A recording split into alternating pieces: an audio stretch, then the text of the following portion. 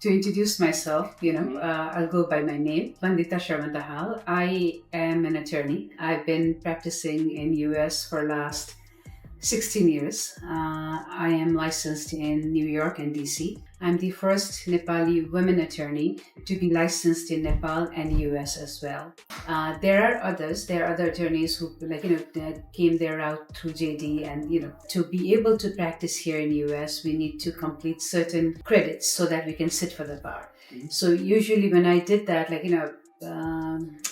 I think it was 2006 when like 2006, 2007. During that time, I needed to complete like around 27 credits to take the bar exam, because how they calculate the credit, because I was already doing masters in Nepal as well.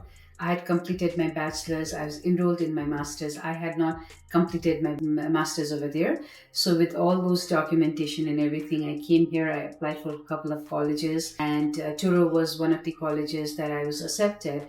My requirement at that time was New York, because my husband was also doing his residency, and that's where it started. One thing about any career you choose, I think it's like at the end of the day, you have to like it. There will not be every day when you're liking it. There are days when it's tough, there are days when it's rough, but it's very rewarding, because especially for me, I feel like, even like, as that early on I started with this journey, walk my way towards women rights, human rights and all that. Here, as an immigrant, I trying to identify or establish myself. So I'm working with the immigrant community. Not that all the cases I do gets approved. It does not. That's going to be the unrealistic expectations. But I know that I do it sincerely. Whenever I communicate with the client, I have empathy for them, and I can see myself. I feel like it's rewarding, and at the end of the day, what you do, you should be able to justify that. Especially with law, what happens is it opens up your avenues for many things, even if you don't practice it. Even if you go to business, even if you go to real estate, even if you go to other areas also. But having a law degree, I believe it just gives you a perspective to put other things in. Even if you become a book writer, you have so many stories to share. So I think it's a good thing. So our law firm is and fulfills immigration law firm. We provide services in immigration. Most kind of, I'm not going to say all the immigration help, but most. So we do family-based, we do adjustment, we do citizenship, we do, we do the employment-based, as in EB1 for business people or the artist and all. We do NIW, which is for the scholars and all. And we provide, right now, the majority of our clients are we are doing VAWA cases for victim of abuse. We do U visas, we do T visas, which is more for the victim of trafficking. And then, we all sorts of immigration, whether people are here, they are in the process of adjusting. If people are in removal proceedings in the court, or if people are trying to come from outside to US, that also we do.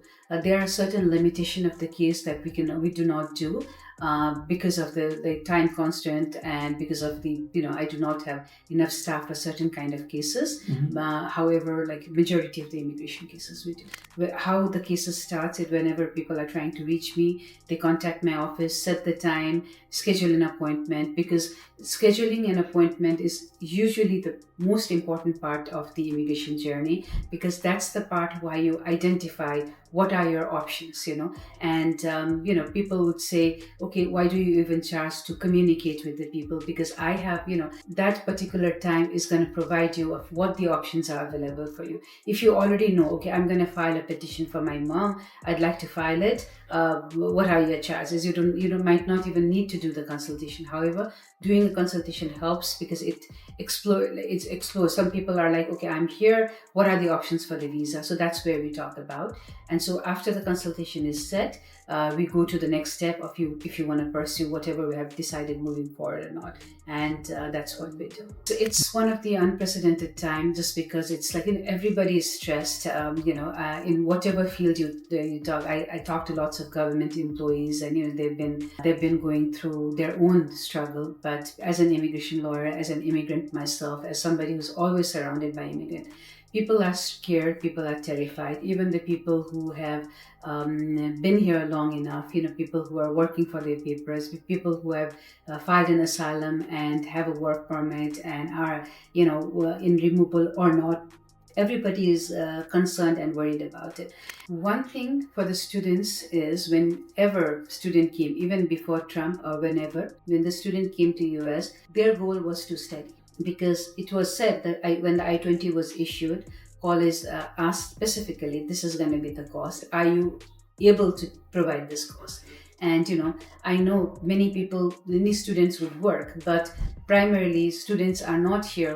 They are not here to work, right? They are here to be able to provide. So that could be very challenging right now because if by chance if you're working and if ICE gets in, that could be problematic. Yes, there are options as hardship work permit. You can communicate with the school if you have been doing good in your grades, and if you have been in certain school for certain period of time.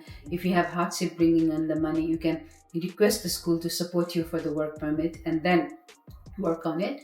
But as a student, you're not allowed to work outside. And I've seen some very young kids, 18, 19, 20 years old there. So they would just put the pictures of their working places. They'd be taking pictures of all those things. And even if you have pictures like that, even if you're traveling back from home in the airport, of course the CBP can check your phone and look into that as well. So that would be a violation. And later on, even when you are sponsored from the employer, in that situation, you might be barred from adjusting here. So you need to be careful about those. If you're married to a US citizen, regardless of how long you've been out of status or how long you've worked, that doesn't matter. But with the student visa, employment visa, that makes it. Hi, I'm Bandita Sharma Dahal from Dahal Associates. Thank you for watching NepBiz, and it's been a pleasure.